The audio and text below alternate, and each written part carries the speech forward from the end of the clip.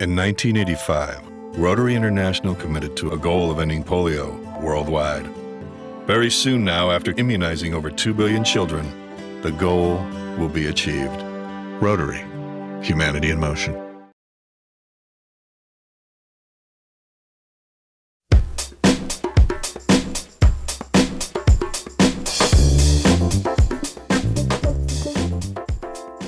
We are celebrating summer today on the Food Corner. I know Memorial Day was just a few weeks ago.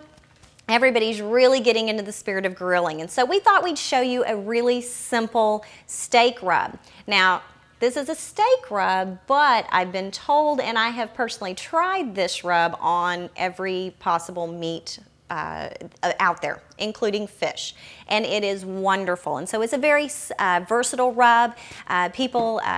We introduced it a few years ago at a grilling cooking school, and I still have people calling me every summer, I've lost my recipes, so this is a good one to keep.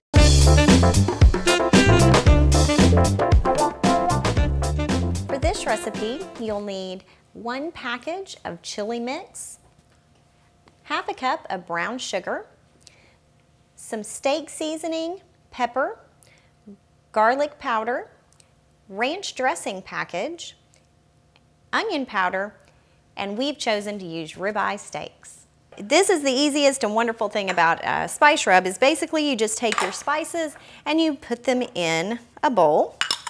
This one has a really good blend of spiciness, but then also sweet, not too salty, but enough that you really kind of get the flavors that you want. Basically, all you're going to do is just stick that in the bowl. Make sure that you kind of have a wire whisk. You want to really give it a good blend. You want it to not have any of the lumps from the powdered sugar in it. One of the secrets to grilling and grilling success really starts at the grocery store. You want to make sure that you get cuts of meat that are good for grilling, unless you're going to marinate. There are certain cuts that work well on the grill with a spice rub.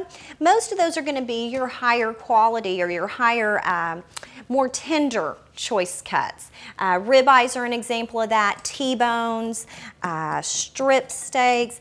Those are going to be really good to have on hand to just throw on the grill very quickly. They're not going to require anything to tenderize them. They come already that way. One of the things that grocers have done here recently that has really helped out is on the actual meat label. It will give you a cooking tip, and you can see they've done that quite nicely on this one. It's a little picture of a guy grilling. So if you're not sure, look at that, and that will give you the example. We have preheated our indoor grill. Now, if you were going to do this on an outdoor grill, whether you're working with charcoal or gas, you want to preheat your grill. Make sure that those grill grates are very, very hot.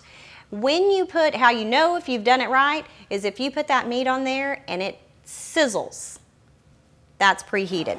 If it doesn't, you're gonna have some sticking, it's not gonna cook as well. Now that we've gotten our spice rub nice and mixed up, basically what we're gonna do is just sprinkle it over the top of our ribeyes. And it's called a rub for a reason, because now we're just going to take our fingers and just gently press and rub that spice rub into the meat. Now, same thing with spice rubs as with marinades. If we really wanted to give this a lot of flavor, give this rub some time to set. Go ahead, rub them down, put them back in the refrigerator for about 20 or 30 minutes. It's going to really get those flavors on there.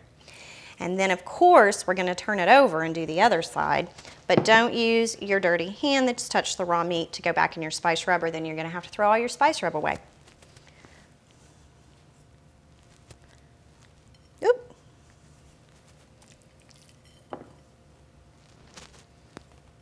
Okay, get this one all done. Get it rubbed.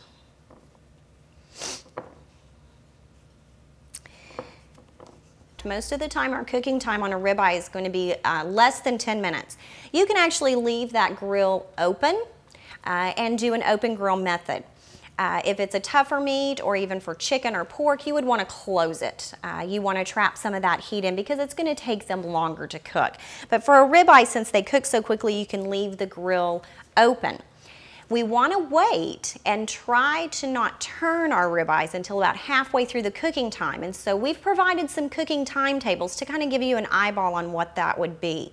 For a 3/4 inch cut ribeye, it's going to take anywhere from 6 to 7 minutes, which means I'm going to put them on there and I'm not going to touch them for at least 3 to 4 minutes.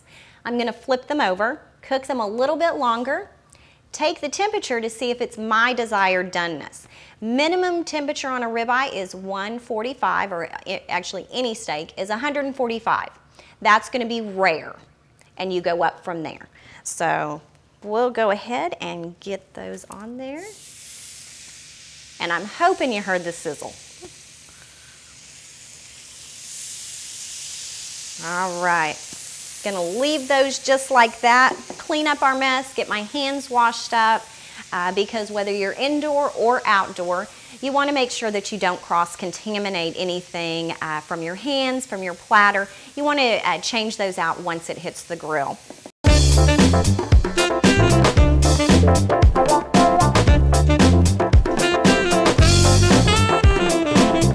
We are ready to flip. Get under there. Oh, those are looking really nice. Now remember, temperature for a rare steak is 145. Whenever you get up to about 165, that's where your temperature raises up to about a medium doneness, and then goes on up to well done. I know a lot of people don't use meat thermometers, but whenever you're doing meat on the grill, that's one of the best ways that you can actually get done. If you cut through the center of the steak to check for doneness, you've just totally lost all of that good juiciness, and so you don't want to do that. Temperature using a meat thermometer is really going to be the best way to do that.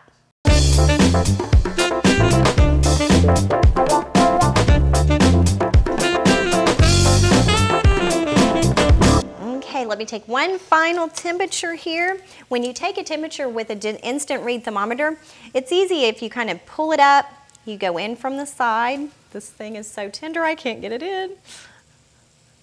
There we go. And take the temperature reading.